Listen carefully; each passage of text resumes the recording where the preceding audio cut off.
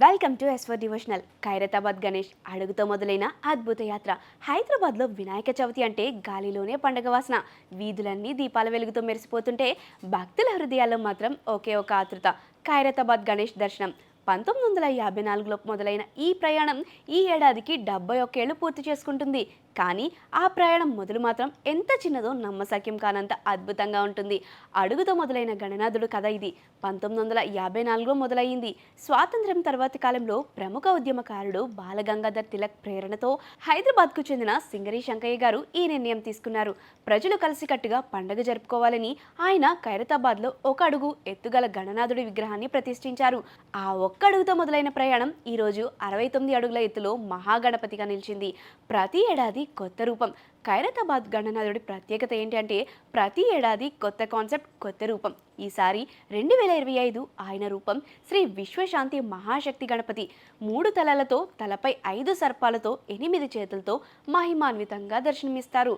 కుడివైపు శ్రీ జగన్నాథ స్వామి, శ్రీ లక్ష్మీ సమేత హయగ్రీవ స్వామి, ఎడమవైపు లలితా త్రిపుర సుందరి, శ్రీ గజ్జలమ్మదేవి. ఇలా గణనాథుడు తనతో పాటు పలు దేవతా రూపాలను కూడా భక్తులకు దర్శనమిస్తారు. లడ్డూ కథ కూడా అంతే స్పెషల్. ఖైరతాబాద్ గణేష్ అంటే లడ్డూ కూడా చర్చలో ఉండాల్సిందే. ఒకప్పుడు తాపేశ్వరం నుంచి వచ్చే ఆ భారీ లడ్డు గిన్నెస్ బుక్ రికార్డులకు చేరింది. 2021 వరకు అక్కడి నుంచి తెచ్చేవారు. ఇప్పుడు మాత్రం స్థానికంగానే తయారు చేస్తున్నారని ప్రచారం. ఎంత పెద్ద లడ్డూనో, ఎంత బరువో చూసి భక్తులు ఆశ్చర్యపోతారు. అది భక్తికి ప్రతీకగా, ఐక్యతకు సూచికగా మారింది. వినాయక చవితి రోజు నుంచే అనంత చతుర్దశి వరకు దాదాపు 11 రోజులు ఖైరతాబాద్ పరిసరాలు పండుగ మేళాగా మారిపోతాయి. గణపతి బప్ప మోరియా నినాదాలతో గాలి మార్మోగిపోతుంది.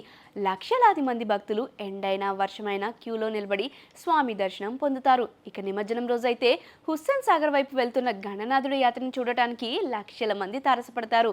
2025లో సెప్టెంబర్ 6న నిమజ్జనం జరిగే అవకాశం ఉన్న అధికారిక ప్రకటన ఇంకా రావాల్సి ఉంది. ఖైరతాబాద్ గణేష్ కథ కేవలం ఒక పండుగ కథ కాదు. ఇది ప్రజల ఐక్యత, భక్తి, సృజనాత్మకతల సమ్మేళనం.